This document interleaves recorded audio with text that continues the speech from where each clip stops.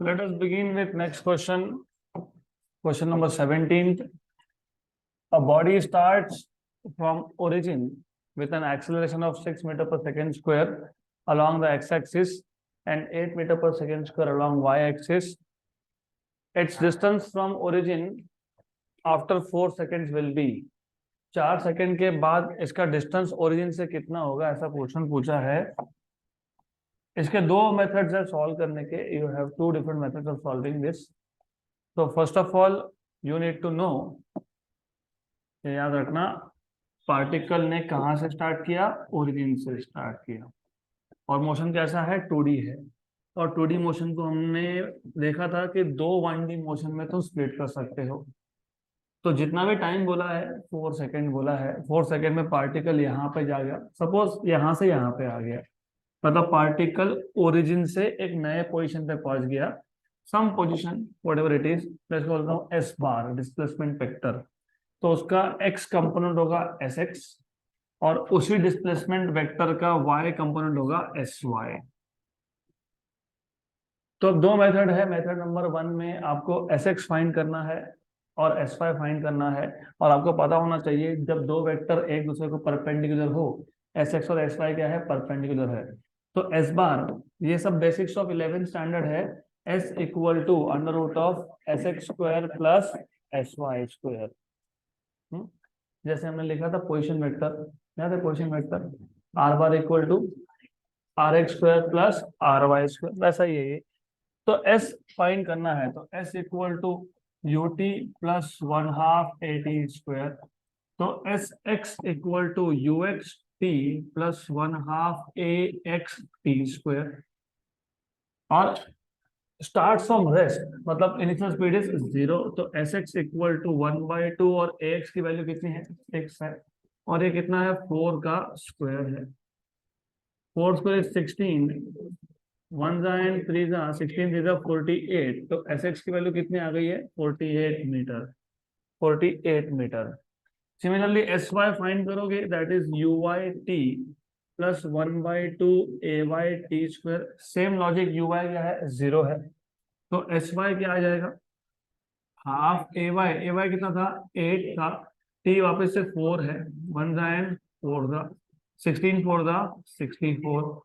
तो S x मिल गया, S Y मिल गया, तो एस आ जाएगा आपके पास under root of S x square plus S Y square, S x 48 square plus 64 square.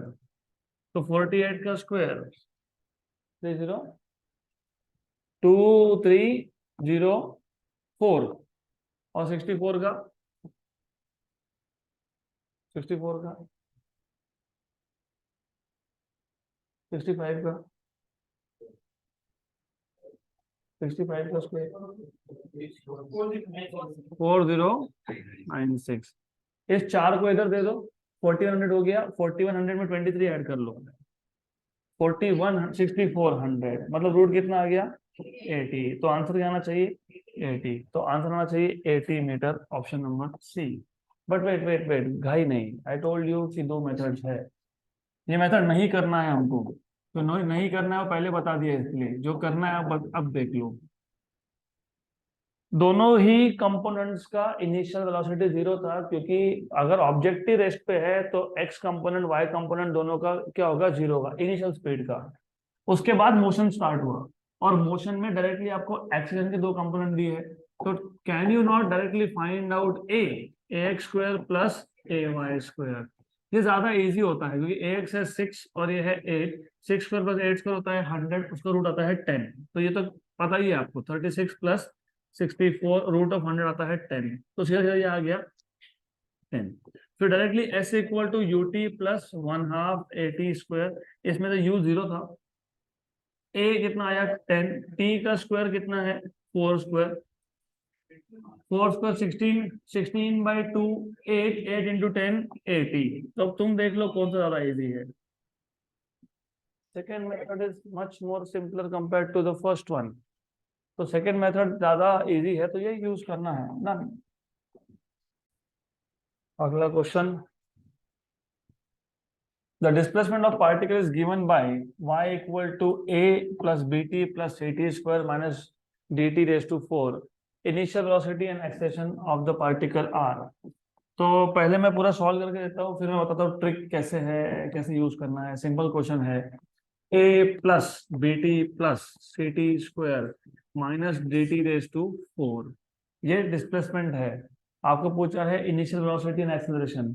Displacement से अगर स्पीड निकालना है, वेलोसिटी निकालना है, तो क्या करेंगे, डेरिवेटिव लेंगे, dy बाई डी टी। तो डेरिवेटिव लोगे, इसका पूरे का डेरिवेटिव लोगे, what is derivative of first term, 0, why because a is constant, तो ये आ गया 0। b बाहर आ गया, dt कैंसिल हो गया, मतलब 1, प्लस कांस्टेंट बाहर आ गया, टी स्क्वायर का डेरिवेटिव 2t, d बाहर रख दिया, minus minus 4t cube, 4t cube, ये आ गया velocity. b plus 2ct minus 4dt cube, और इनिशियल मतलब एट t इक्वल टू 0। तो जब t 0 डालोगे तो सिर्फ क्या बचेगा, b, मतलब इनिशियल स्पीड तो b आना चाहिए। ऑप्शन नंबर ए और सी में से एक। फिर ये तो आपके पास था स्पीड, हमको और क्या चाहिए, acceleration. What is acceleration, dv by dt, और v खुद क्या था, b plus 2ct minus 4dt cube, बराबर ना, 4dt क्यूब था, यस। इसका 0, ये आ जाएगा 2c माइनस 12dt स्क्वायर, ये आ गया acceleration. But acceleration at t equal to 0 डालोगे तो ये 0 हो जाएगा, ये तो 0 ही है, तो कितना आएगा, 2c। तो फिर क्या आएगा आंसर, सी, बी एन 2c।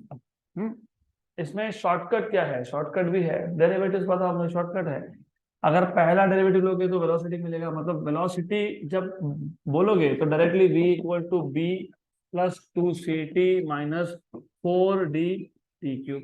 इसमें t के 0 डाल दी तो ये और ये तो गया, मतलब क्या बचा, b। फिर एक्सप्रेशन जब निकालोगे तो और एक डेरिवेटिव लोगे तो ये 0 हो गया, क्योंकि b का डेरिवेटिव कितना आएगा, 0। 2ct का डेरिवेटिव आएगा 2c, 4dt क्यूब का आएगा 12dt स्क्वायर। फिर t की वैल्यू 0 डालोगे तो ये 0 हो गया, तो क्या बचा, b और 2c। एक्सप्रेशन कितना है, 2c है, वेलोसिटी कितना है, b है, खत्म, done. Next question, the x and y coordinates of a particle at any time t are given by x equal to 7t plus 4t square and y equal to 5t, where x and y are in meter and t is in second.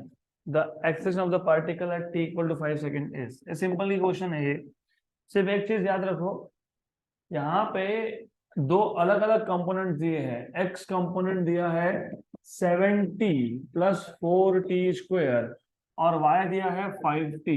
और अगर आपके derivatives के concept बहुत ज्यादा clear है तो तुमको समझ में डायरेक्टली यहाँ से आ जाना चाहिए कि आंसर क्या आएगा। क्यों, ये पोजीशन कोऑर्डिनेट्स है। पहला डेरिवेटिव क्या देता है, वेलोसिटी देता है, मतलब x कंपोनेंट ऑफ वेलोसिटी क्या मिलेगा, dx बाय dt। मतलब क्या मिलेगा, 7t का डेरिवेटिव 7 और ये 8t, ये आ गया vx। वैसे ही v बाय डायरेक्टली मिल जाएगा 5। हमको पूछा है एक्सेलरेशन, एक्सेलरेशन मतलब dv बाई dt, क्योंकि दो कंपोनेंट्स थे तो ax will be dvx by dt and ay will be dy by dt। तो देख के ही समझ में आ गया था कि ये 0 होने वाला है। ऐसा ट्रिक याद रखो, आपको अगर पोजीशन कोऑर्डिनेट दिया है और उस पोजीशन कोऑर्डिनेट में t का एक ही पावर है, t पावर 1 है ना, ये रेस टू 1 है ना, तो a 0 ही होता है फिर, क्योंकि दो दूसरा डेरिवेटिव लोगे तो 0 हो गया वो, राइट। और यहाँ पे आपके पास दो टर्म्स थे, एक का पावर 1 था, एक का पावर 2 था, तो पावर 1 वाला कंट्रीब्यूट करता नहीं है, क्योंकि जब एक्सचेंज निकालोगे तो इसका डेरिवेटिव क्या हो जाएगा, क्या बचेगा, एक। तो एज अ रूल याद रखना, अगर सिर्फ टी स्क्वायर तक है, सेकंड तक है, 2 को डायरेक्टली इससे मल्टीप्लाई कर लो, कितना 2 4 था, क्या आ गया, 8 आ गया, बराबर। तो आंसर तो 8 ही आएगा ना, फिर आंसर 8 ही आएगा। अभी t इक्वल टू 5 सेकंड तुमको बोला है, लेकिन एक्सेलरेशन टाइम पे डिपेंड कर रहा है क्या? नहीं, वो तो इंडिपेंडेंट ऑफ टाइम है, वो तो कांस्टेंट है। तो ए एक्स, ए क्या आता है, under root of A X square plus A Y square. A Y तो है ही जीरो, तो ए क्या आएगा, under root of A X square, मतलब क्या आ जाएगा, ए एक्स, मतलब कितना आएगा, ए। क्लियर यहाँ तक? अब आंसर सही है। अब ध्यान दो यहाँ पे, सपोज मैंने ऐसा कुछ लिखा होता, x equal to 70 plus 9t square, मुझे आंसर बताओ। 18, 18 सिंपल। और y तो ठीक है, y तो जो भी होगा 25t, वो तो जीरो है। तो टोटल एक्सेशन कितना है, सिर्फ 18। अगर x equal to 70 plus 15t square होता तो, सॉरी t, तो नेक्स्ट टाइम से अगर y कंपोनेंट में सिर्फ t है, x कंपोनेंट में t स्क्वायर तक है, तो स्क्वायर मतलब 2 को आगे वाले नंबर के साथ 4 के साथ मल्टीप्लाई कर दो, आंसर खत्म हो गया, डन। नेक्स्ट क्वेश्चन, सिंपल है ये भी। If a car at rest, मतलब u0 accelerates uniform to a speed of 144 kilometre per hour, मतलब फाइनल स्पीड कितना है, 144 किलोमीटर पर आवर, कितने सेकंड्स में, 20 सेकंड्स में।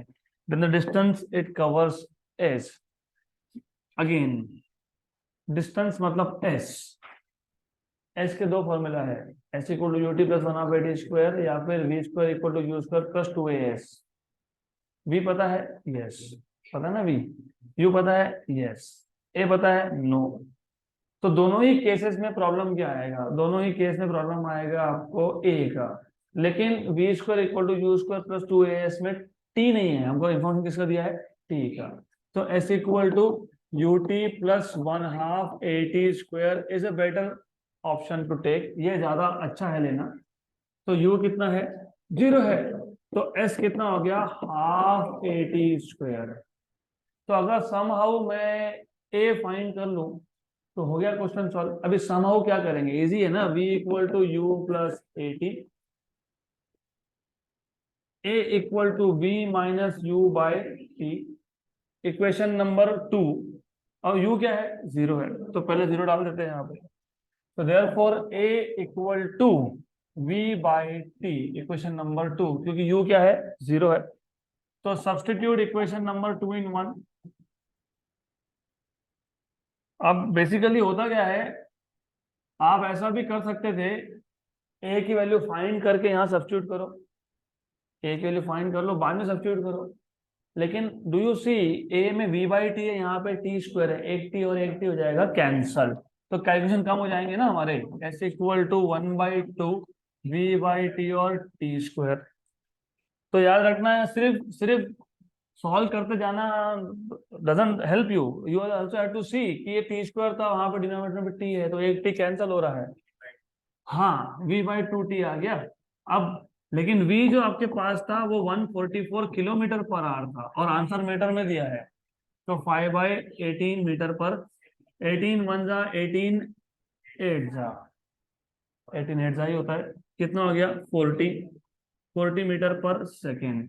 तो आपको यहाँ से s की वैल्यू मिल जाएगी, s equal to 1/2 vt, 1/2 v कितना आया 40, t कितना दिया हुआ है 20, ज्यादा इजी है। 400, 20 का square 400, 400 option number B.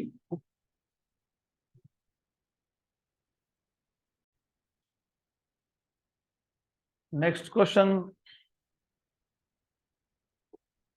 The relation 3t equal to √3x plus 6 describes the displacement of particle in one direction where x is in meter, t is in second. The displacement, a very good question. Displacement when time zero नहीं बोला है, when velocity zero is, तो जब particle का speed zero हो जाएगा, velocity zero हो जाएगा, तब डिस्प्लेसमेंट कितना है, ऐसा पूछा है। अब इस क्वेश्चन के भी दो मेथड्स है। 3t equal to √3x plus 6, हमको बोला है डिस्प्लेसमेंट जब वेलोसिटी जीरो, तो क्या फाइंड करना है आपको, velocity, what is velocity, dx/dt। जैसे कल एक क्वेश्चन सॉल्व किया था, x इक्वल टू समथिंग नहीं था, वो t इक्वल टू था, याद है क्या? तो हमने क्या किया था, dt/dx निकाल के उसका रेसिप्रोकल किया था। या तो वैसा कर लो, या फिर दूसरा मेथड, यहाँ पे 6 को यहाँ शिफ्ट कर दो, 3t minus 6 equal to √3x, squaring on both sides. 9 कैसे, 9 तुम कैसे 9 बोल रहे हो? अरे ये पूरे के पूरे टर्म का स्क्वायर होगा, ब्रैकेट स्क्वायर है ये।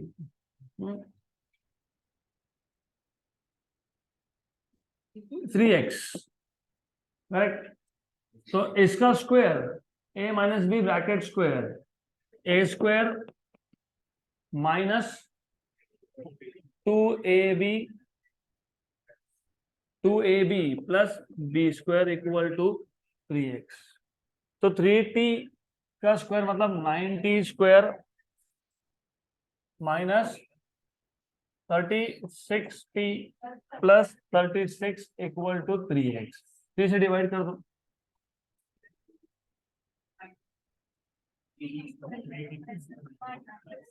-12t, 3 से डिवाइड कर रहे हो ना, तो -12t plus 12।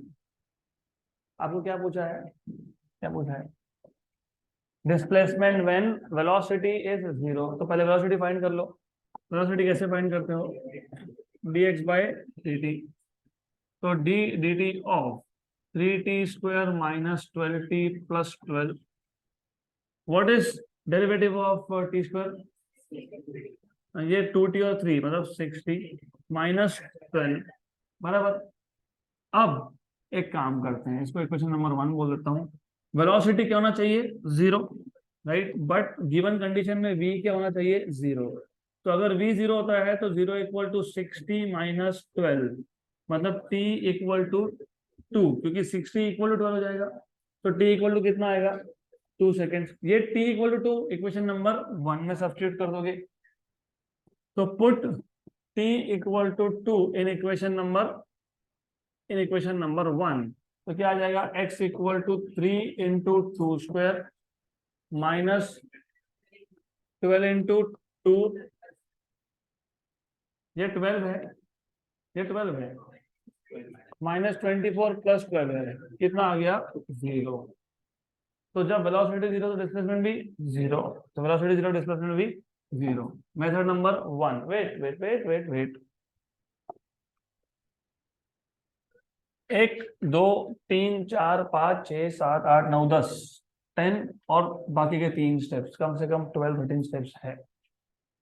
Again JEE NEET और सीईटी इतना टाइम तो होता नहीं है, तो फिर हमको कहीं ना कहीं कट शॉर्ट करना पड़ेगा नंबर ऑफ स्टेप्स को। तो starting from this 3t equal to √3x plus क्या था? प्लस 6 था, ऐसा था। हमको पूछा क्या है? हमको पूछा है जब वेलोसिटी 0 हो जाएगा तब डिस्प्लेसमेंट कितना होगा। तो मैं काम करता हूं, मैं यहीं पे डेरिवेटिव ले लेता हूं with respect to x। With respect to t नहीं लूंगा, लेकिन विद रिस्पेक्ट टू x लूंगा। तो differentiating with respect to x, जब डिफरेंशिएट करोगे 3 कांस्टेंट है, कांस्टेंट बाहर आ जाएगा। जब डिफरेंशिएट करोगे ये √3x को मैं 3x रेस टू हाफ लिख सकता हूँ क्या? यस। और 6 का डेरिवेटिव अलग से ले सकता हूँ क्या? यस। वो वैसे भी 0 होने वाला है। वो इस 3 को बाहर लिया तो क्या आ गया? 3 dt by dx। F of x raise to n का डेरिवेटिव क्या होता है? n f of x raise to n minus 1 into derivative of f of x. तो n f of x raise to n minus 1 into derivative of f of x, और उसका तो derivative 0 ही है।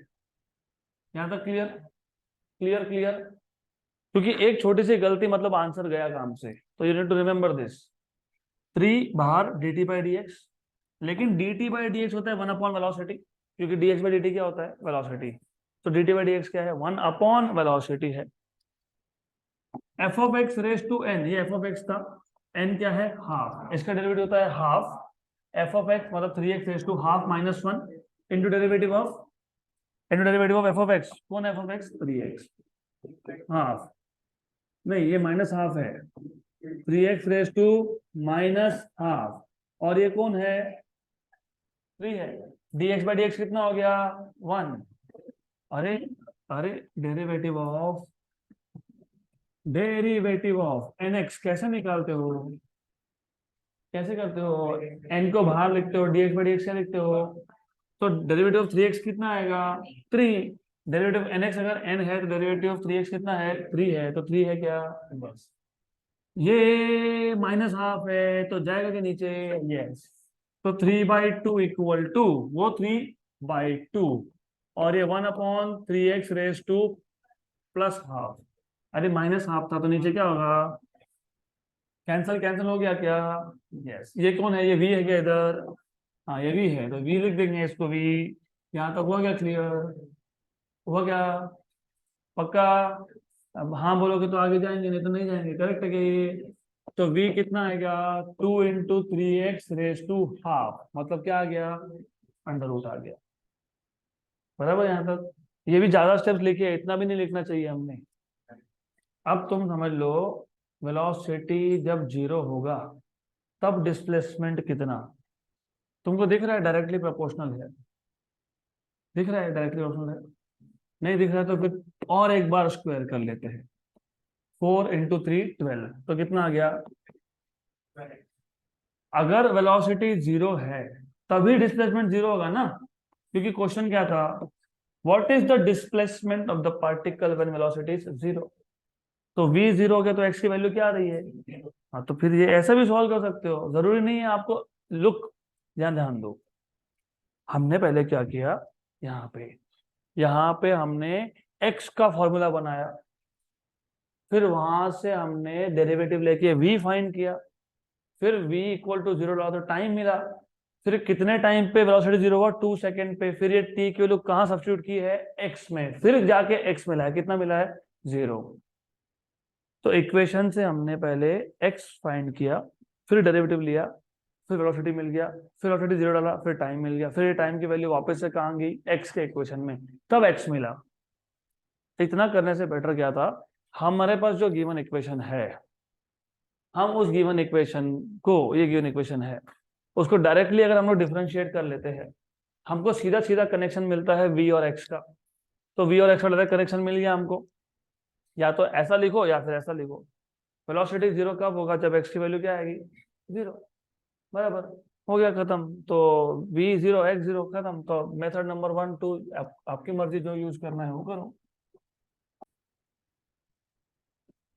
तो start solving questions only with proportionalities. हमेशा exact calculation करने जाओगे तो नहीं होगा। तो यहाँ ही दिख गया था, if v is 0 then x is 0, simple.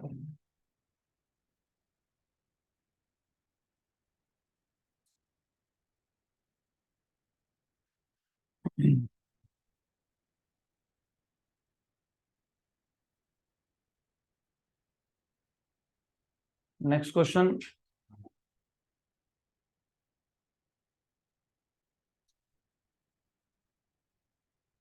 A constant force.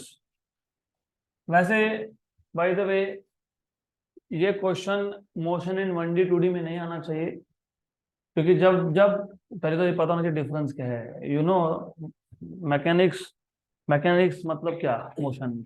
Mechanics is a branch of science, branch of physics which deals with motion, which studies objects in motion. फिर उसमें दो अलग अलग ब्रांचेस होते हैं, पता है?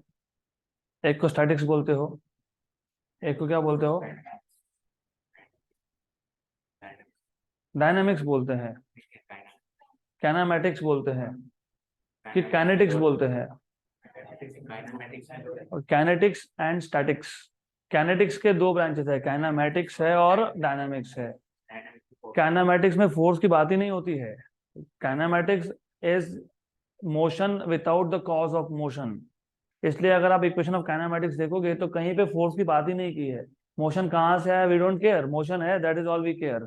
डायनामिक्स में you start talking about cause of motion, that is force. अभी ये गलती से आ गया है तो हम कर लेंगे solve. A constant force acts on a body of mass 0.9 kilogram at rest for 10 seconds. If the body moves a distance of 250 meter, the magnitude of force is। तो एक्चुअली ये न्यूटन लॉज ऑफ मोशन में जाना चाहिए था question.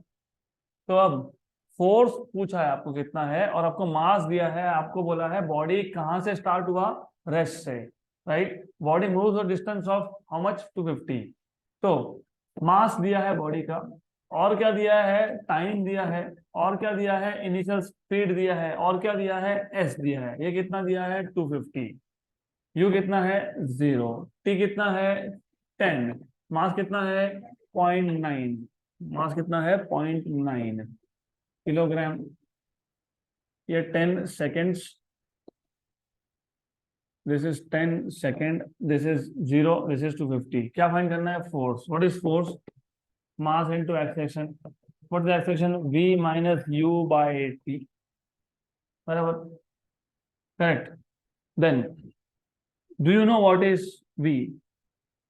नहीं, नहीं पता ना v, तो फिर क्या करेंगे अब, s equal to U T plus 1/2 A T square. थोड़ा सोचो, ए चाहिए, ए चाहिए।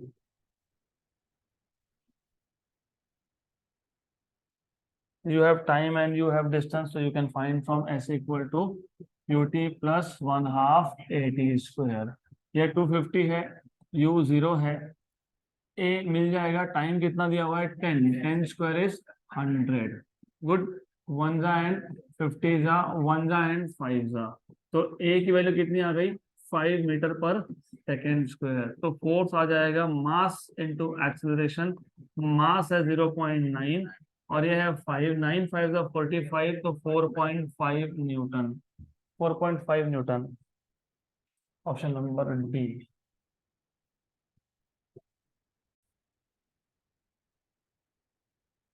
अगला क्वेश्चन, क्वेश्चन नंबर 25।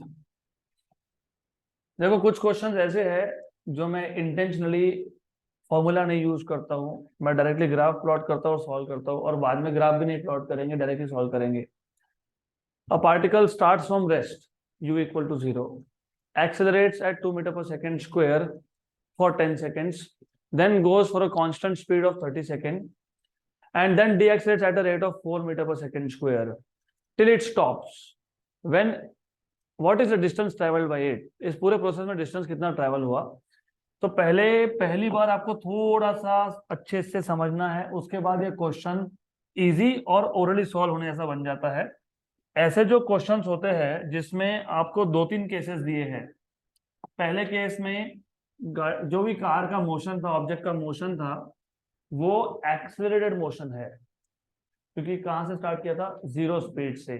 फिर एक्सेलरेशन होता गया 2 मीटर पर सेकेंड स्क्वायर के रेट से 10 सेकेंड तक। फिर 30 सेकेंड तक कांस्टेंट स्पीड पे चला गाड़ी, फिर वापस से डीएक्सेलरेट हुआ, लेकिन डीएक्सेलरेशन का रेट डबल था।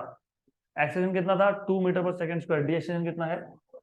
अब जो मैं बोल रहा हूँ ना, अच्छे से सुन लेना एकदम, क्योंकि ये अगर समझ में आ गया तो फिर हो गया आपका काम। हम यहाँ पे टी प्लॉट कर लेंगे, यहाँ पे वी प्लॉट कर लेंगे, ऐसा यूनिट में मीटर पर सेकेंड, और टाइम इज इन सेकेंड। पहले 10 सेकेंड तक एक्सेलरेशन हुआ 2 मीटर पर सेकेंड स्क्वायर के रेट से, पहले 10 सेकेंड तक। हाँ, पहले 10 सेकेंड तक। उसके अगले 30 सेकेंड तक डीएक्सेलरेशन हुआ। उसके नहीं, कांस्टेंट था ना, डीएक्सेलरेशन कैसे बोल रहे हो, कांस्टेंट था, कांस्टेंट स्पीड से था। फिर डीएक्सेलरेशन हुआ, वो कितने टाइम के लिए वो नहीं बताया हमको, हमको बताया है डीएक्सेलरेशन का रेट। एक चीज अच्छे से दिमाग में फिट कर लो अब, और ये ऐसा ही करना है। I will not allow you to do anything else. Why? Because graphical सोचोगे तो बाद में ओरली भी होगा। 0 और 10 सेकेंड, टॉप स्पीड जितना भी हो बाद में देखेंगे हम लोग, बाद में फाइंड करेंगे। एक चीज याद रखना, जितना रेट ऑफ एक्सेलरेशन है अगर उतना ही रेट ऑफ डीएक्सेलरेशन हो, इसका मतलब क्या होता है, फिजिकली मतलब क्या होता है। 0 से टॉप स्पीड में पहुंचने 10 सेकेंड लग गए, तो टॉप स्पीड से 0 पे जाने के लिए भी 10 सेकेंड लगेंगे, अगर रेट ऑफ एक्सेलरेशन और डीएक्सेलरेशन सेम है तो। हाँ, लेकिन यहाँ तो डीएक्सेलरेशन डबल था, मतलब तुमने जिस जिस एक्सेलरेशन से तुमने स्पीड बढ़ाया है उसके डबल से तुम रोक रहे हो, उसके डबल से तुम रोक रहे हो, तो टाइम हाफ लगेगा कि नहीं लगेगा। तो अगर 0 से टॉप स्पीड जाने के 10 सेकंड लग गए, तो टॉप से 0 आने में 5 ही सेकंड लगेंगे, हाफ टाइम लगेगा। तो रिमेंबर, ये ट्रिक्स है that you have to understand. 0 से टॉप स्पीड तक जाने के लिए हमको लग गया 10 सेकंड, अगले 30 सेकंड तक कांस्टेंट स्पीड था, तो 10 + 30 40, और 5 सेकंड में 0 आ गया 45 45। Rate of acceleration and rate of D acceleration same हो तो ये भी 10 वो भी 10, फिर क्या दिखाते हैं 50, 40 and 10 is 50। But rate of acceleration 2 metre per second square, deceleration is double of that 4, तो कितना आएगा 5 सेकंड। अगर बोला होता a is 2 metre per second square and retardation is also 2 metre per second square, तो कितना था 10। अगर ए बोला होता तो 2, लेकिन रिटार्डेशन बोला होता 1, तो क्या आता 20 आता, क्योंकि एक्सेलरेशन का रेट 2 था, डी एक्सेलरेशन 1 था, मतलब हाफ था, तो कितना आता 20 आता। अब इससे क्या होगा पता है, आपने मुझे बताया how do you find out distance, area under the curve. ये ट्रायंगल और ये ट्रायंगल का बेस हाफ है, इसका 10 है तो उसका 5 है, तो एरिया ऑफ ट्रायंगल भी हाफ है। ये फाइंड करो, उसका आधा वो मिल जाएगा, करके देख लो। पहले तो उसके लिए ये लगेगी वैल्यू, तो उसके लिए पहले आपको टॉप स्पीड की वैल्यू लगेगी। टॉप स्पीड की वैल्यू कहां से लोगे, u कितना है 0 है, टाइम कितना है 10 सेकेंड है, a कितना है 2 मीटर पर सेकेंड स्क्वायर है, तो v कितना है u + 80 है। u कितना है 0 है, a है 2 और a है 10, तो टॉप स्पीड कितना आ गया 20 मीटर पर सेकेंड, तो ये मिल गया आपको 20। Half base into height, half base is 10, height is 20, half base is 10, height is 20, 200 का 200 आधा कितना 100, तो ये कितना 50। और ये तो वैसे भी रेक्टेंगल है, ये कितना है 30 है, 40 - 10 इज 30, और ये कितना है 20। 100 + 600 + 50 750, option number a. Right, no equations involve, nothing nothing, but remember ये सब तब हुआ जब आपको एक्सेलरेशन और डी एक्सेलरेशन का रिलेशन अच्छे से पता हो तो। राइट, अगर सपोज बोला होता a is 2 and dx is also 2, तो ये भी 100 आता, 100 600 और 100 800, तो 800 भी है। समझ आया क्वेश्चन पक्का। टॉप स्पीड कैसे फाइंड किया, v = u + 80। वैसे जिसको नहीं समझ में आया ये 5 सेकंड क्यों आया, तो आपके लिए और एक चीज बता देता हूँ। वापस से v = u + 80 लगाओ लास्ट पार्ट पे, कहां से कहां तक, इसको O बोला है, इसको A बोल देते हैं, इसको B बोल देते हैं, इसको C बोल देते हैं। B to C, तो इनिशियल स्पीड कितना है 20, तो B to C के केस में इनिशियल स्पीड था 20 मीटर पर सेकेंड, फाइनल स्पीड कितना है 0 है, रिटार्डेशन भी दिया है आपको -4 मीटर पर सेकेंड स्क्वायर, बराबर ना। 4 बोल रहा है ना, रिटार्डेशन तो माइनस लिखोगे ना उसके साथ। v = u + 80, v कितना है 0, u कितना है 20, a कितना है -4, और टाइम फाइंड करना है, तो 40 = कितना आ गया 20, तो टाइम कितना आ गया 5 सेकेंड, तो 5 सेकेंड ही है ना, फिर 40 और 45, तो 5 ही सेकेंड लिखा है उसको। तो वैसा भी कर ही सकते हो, if you don't want to do what I have said. Done. अगला question, the engine of a motorcycle can produce a maximum acceleration 5 meter per second square. Its brake can produce maximum retardation 10 meter per second square. What is the minimum time in which it can cover a distance of 1.5 kilometer? अब यहाँ पे you have to be little careful. Acceleration maximum, retardation भी maximum, एक ही motion में, एक ही object के motion में maximum a की वैल्यू भी दी है और मैक्सिमम -a की वैल्यू भी दी है। अगर क्वेश्चन में सेम ऑब्जेक्ट के लिए मैक्सिमम एक्सेलरेशन और मैक्सिमम रिटार्डेशन ऐसा वर्ड यूज हो, मैक्सिमम वर्ड होना चाहिए ना। एक काम करते हैं, मैक्सिमम एक्सेलरेशन को बोल देता हूं मैं अल्फा, उसकी वैल्यू है 5 मीटर पर सेकेंड स्क्वायर। रिटार्डेशन को बोलता हूं मैं बीटा, उसकी वैल्यू है 10 मीटर पर सेकेंड स्क्वायर।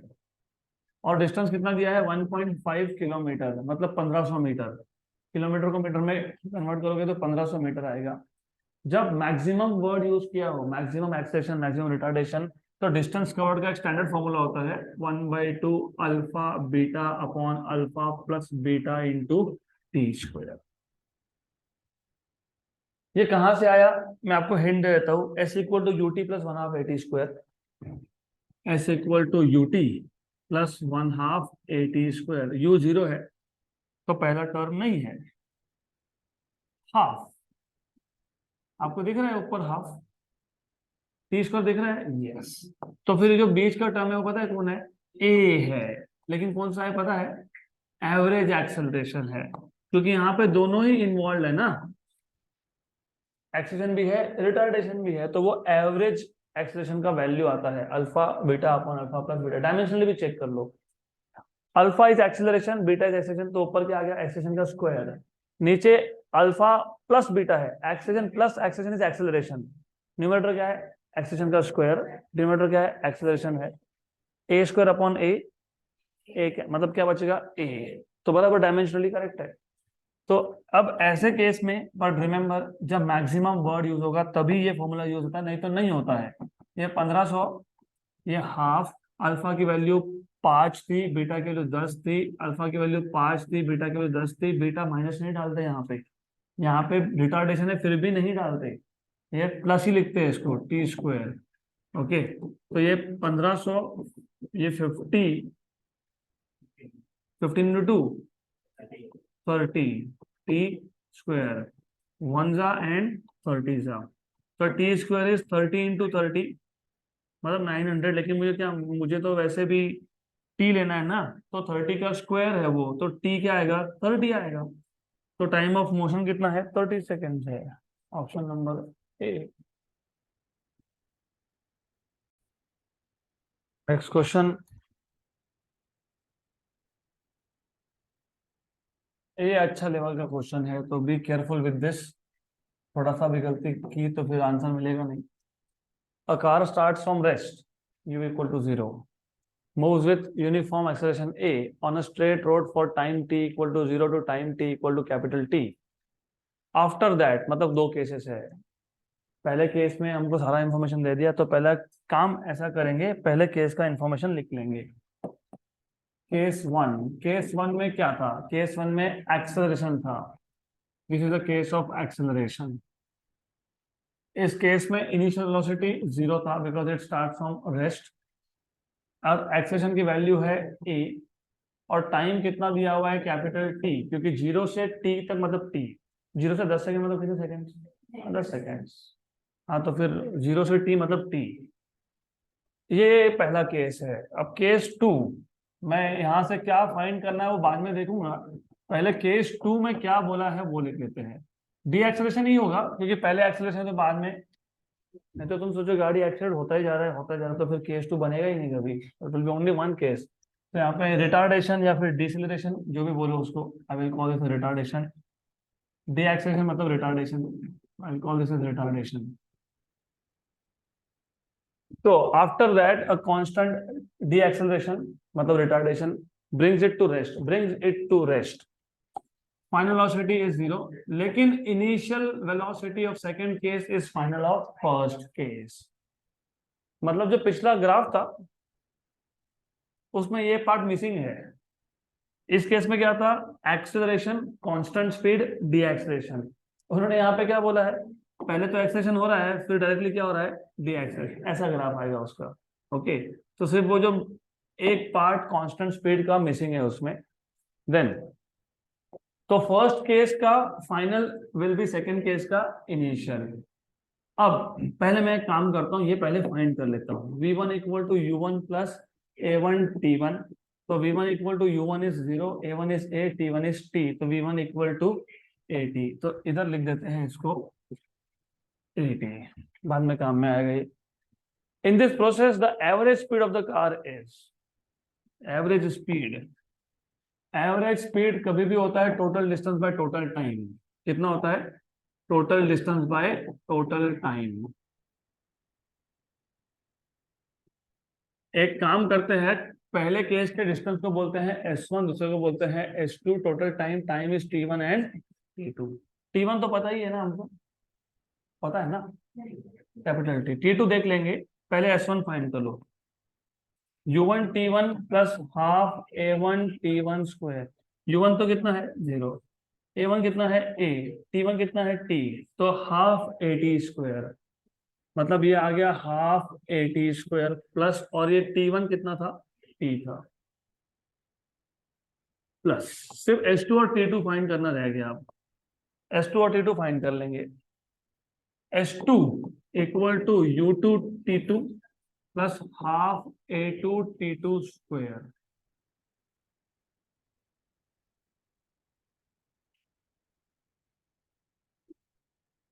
अरे U2, U2 कैसे जीरो आ गया, U2 तो V1 है, 80 है, ए का दिक्कत है।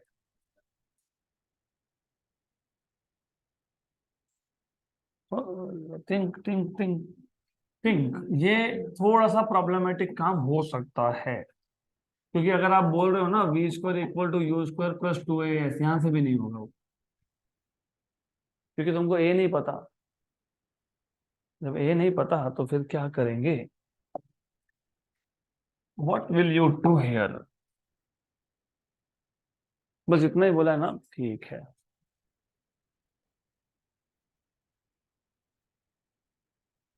मिल जाएगा, सोचोगे तो मिलेगा, सोचोगे तो सब मिलेगा। बराबर, zero, U2 is 80 plus A2 T2, फिर अटक गया आके, क्यों अटक गया, फिर A2 नहीं पता, T2 भी नहीं पता, क्या करेंगे, सोचो सोचो सोचो, सोच के बताओ क्या करेंगे। ठीक है, it's okay if we do one less, एक क्वेश्चन कम ही होगा ना, और क्या होगा, बताओ क्या करोगे।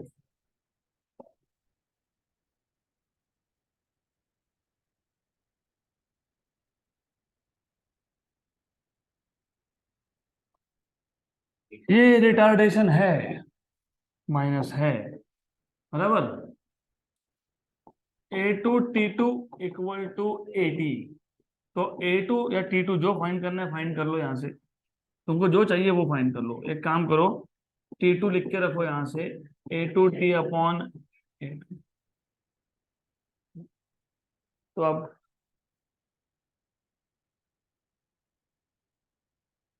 दोनों चीज लिख के रखो, आपको दोनों में से कोई भी काम में आ जाएगा। A2 equal to A T upon T2, ठीक है, वैसे लिख के रखो। हमको चाहिए था S2, S2 क्या करेंगे S2 के लिए,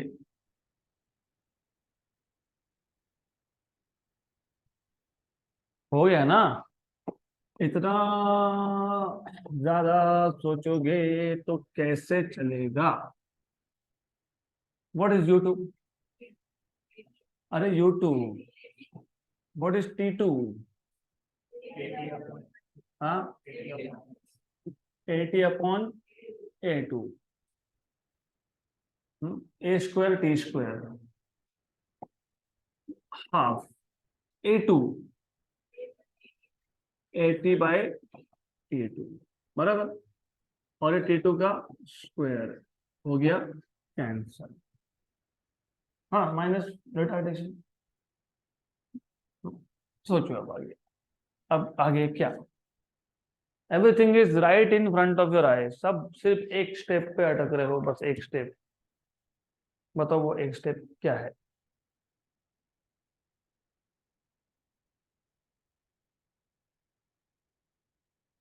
नहीं, नहीं आ रहा है, कोई दिक्कत नहीं, नहीं आ रहा है तो फिर मैं थोड़ा और चेंज करूंगा, करता रहूंगा जब तक आंसर नहीं दोगे तब तक, है हमारे पास बहुत टाइम है। अगर ये यूज किया तो क्या, अगर ये यूज किया तो फिर what is V2, what is U2, U2 भूलना नहीं, A T का स्क्वायर माइनस, क्यों minus, retardation, to A2, what is A2, A T by T2, बराबर। S2 तो फाइंड ही करना है, यहां से मिल जाएगा 2 A T/T2 S2 equal to A T का स्क्वायर, इसका मतलब कैंसल एंड कैंसल। तो अब S2 equal to 80/2 T2,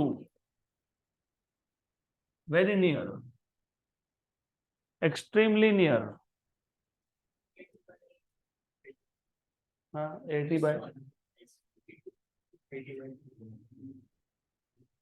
80/T, 80T2/2, confusion ही कंफ्यूजन है, सॉल्यूशन कुछ पता नहीं।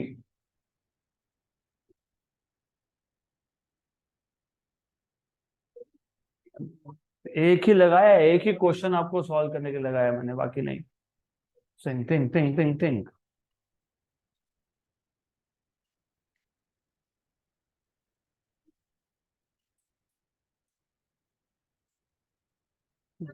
करो करो करो करो करो करो। मेरे को यहाँ पे ऑप्शन नंबर सी दिख रहा है और मुझे दिख रहा है कि सी कैसे आएगा। करो, आंसर की में ऑप्शन नंबर सी दिया है और क्वेश्चन हो गया खत्म। ऑप्शन नंबर सी दिया है 80/2 और दिख रहा है कि कैसे आएगा। तुमको नहीं दिख रहा है पर मुझे समहाउ ये दिख रहा है कि हम आंसर पे पहुंच गए। तुमको क्यों नहीं दिख रहा है मुझे पता नहीं, लेकिन यहाँ पे अगर मैं लिखता हूँ 80/2 T2 और यहाँ लिखता हूँ T2, दिक्कत क्या थी कि T2 नहीं फाइंड हो सकता, यही प्रॉब्लम था ना। अब देखो, अगर मैं हाफ 80 ये कॉमन निकाल लेता हूँ, अगर मैं हाफ 80 कॉमन ही निकाल लेता हूँ, S2 मिल गया। क्या था S2? 80T2/2, 80T2/2। हमको T2 नहीं पता, T2 पता नहीं, वही प्रॉब्लम है ना। लेकिन अगर अगर न्यूमरेटर से अगर न्यूमरेटर से हम 80/2 कॉमन निकाल लें तो क्या बचा? T प्लस डिनोमिनेटर में क्या है, तो क्या हो गया? कैंसिल हो गया, पक्का कैंसिल हो गया। तो क्या बचा आंसर? तो मैं तुमको वही तो बोल रहा हूँ, 80/2 दिख रहा है आंसर में। हम्म, तो done, this is how you are suppose to solve this question. So that is it for today.